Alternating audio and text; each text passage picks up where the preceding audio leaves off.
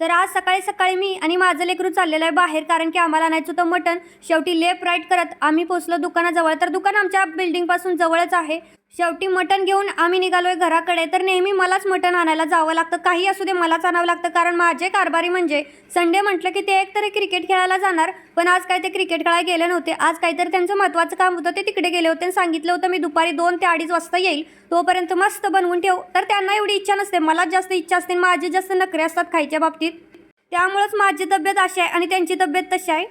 घरी आल्याला मस्त मटण धुतलं, छान मॅरिनेट केलं, त्यानंतर फोडणीला घातलं, कुकरमध्ये शिजवते. तर हा मी कुकर घेतल्यानंतर त्याचा रिव्ह्यू दिलाच नव्हता. तुमच्या कमेंट आल्या होत्या की कसा आहे. तर नॉनस्टिकच्या कुकरच्या बाबतीत सांगायचं झालं तर आपला जो ॲल्युमिनियमचा कुकर आहे त्याच्या लिमिटमध्ये लवकर पटपट शिट्ट्या होतात आणि पटकन शिजलं जातं, असं माझा अंदाज आहे. कारण मी आता 3-4 वेळा हा कुकर वापरलेला आहे. त्यानंतर मस्त मटण इथं तयार आहे. या जेवायला तुम्ही पण. आता मी पण जेवते. Bye bye.